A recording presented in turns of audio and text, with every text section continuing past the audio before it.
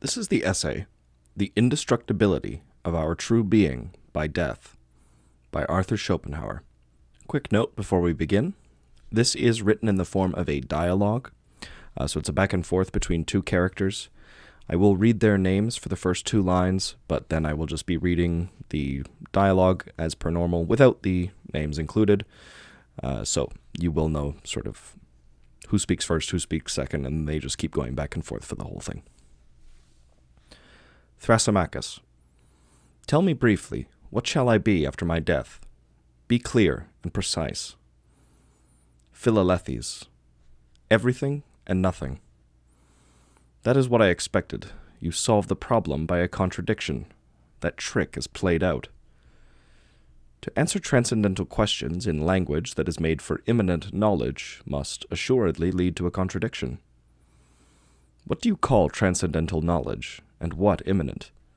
It is true these expressions are known to me, for my professor used them, but only as predicates of God, and as his philosophy had exclusively to do with God, their use was quite appropriate. For instance, if God was in the world, he was immanent. If he was somewhere outside it, he was transcendent. That is clear and comprehensible. One knows how things stand. But your old-fashioned Kantian doctrine is no longer understood. There has been quite a succession of great men in the metropolis of German learning, German philosophical nonsense, such as the eminent Schleiermacher and that gigantic mind Hegel. And today we have left all that sort of thing behind. Or rather, we are so far ahead of it that it is out of date and known no more. Therefore, what good is it? Transcendental knowledge is that which, going beyond the boundary of possible experience, endeavors to determine the nature of things as they are in themselves, while immanent knowledge keeps itself within the boundary of possible experience. Therefore, it can only apply to phenomena. As an individual, with your death, there will be an end of you. But your individuality is not your true and final being. Indeed, it is rather the mere expression of it. It is not the thing in itself, but only the phenomenon presented in the form of time, and accordingly has both a beginning and an end.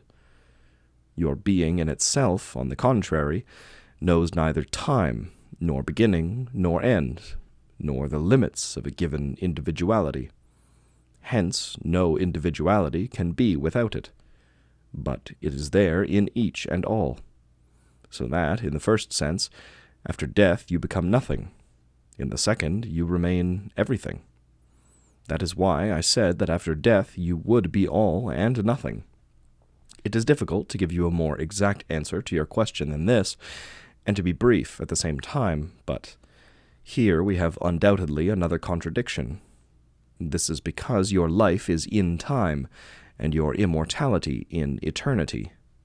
Hence, your immortality may be said to be something that is indestructible, and yet has no endurance, which is again contradictory, you see. This is what happens when transcendental knowledge is brought within the boundary of immanent knowledge. In doing this, some sort of violence is done to the latter, since it is used for things for which it was not intended. Listen. Without I retain my individuality, I shall not give a sou for your immortality. Perhaps you will allow me to explain further.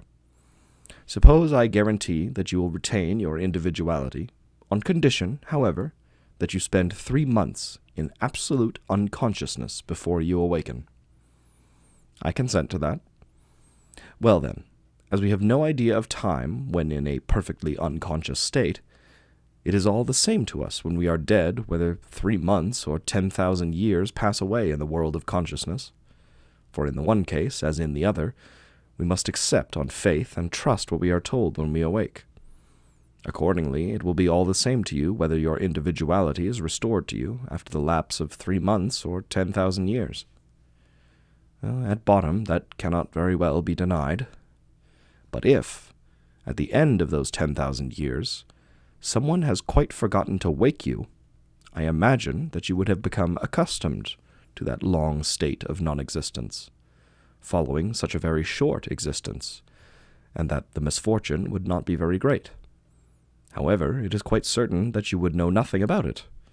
And again, it would fully console you to know that the mysterious power which gives life to your present phenomenon had never ceased for one moment during the 10,000 years to produce other phenomena of a like nature and to give them life.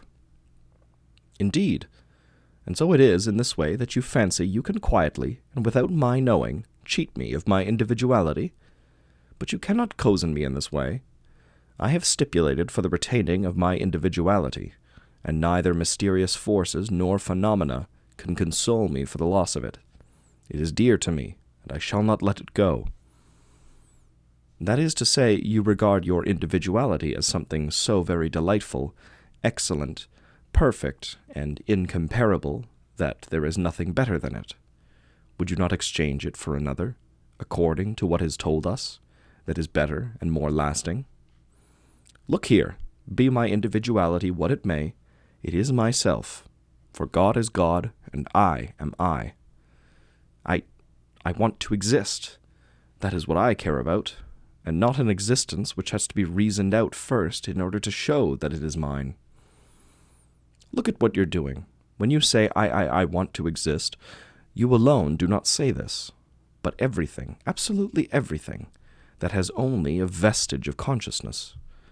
Consequently, this desire of yours is just that which is not individual, but which is common to all without distinction.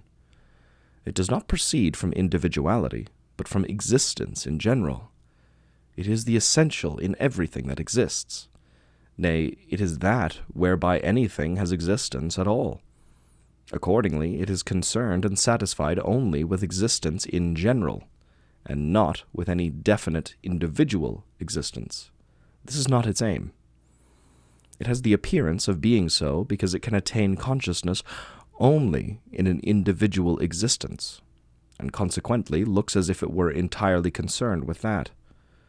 This is nothing but an illusion which has entangled the individual, but by reflection it can be dissipated, and we ourselves set free. It is only indirectly that the individual has this great longing for existence. It is the will to live in general that has this longing directly and really, a longing that is one and the same in everything. Existence cannot be apart from will, and the latter will be provisionally satisfied with existence in general, in so far, namely, as that which is eternally dissatisfied can be satisfied. The will is indifferent to individuality. It has nothing to do with it, although it appears to, because the individual is only directly conscious of will in himself. From this it is to be gathered that the individual carefully guards his own existence. Moreover, if this were not so, the preservation of the species would not be assured. From all this it follows that individuality is not a state of perfection, but of limitation, so that to be freed from it is not a loss, but rather a gain. Don't let this trouble you any further.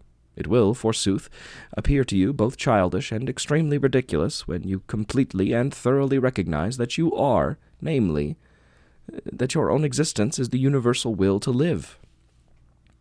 You are childish yourself and extremely ridiculous, and so are all philosophers.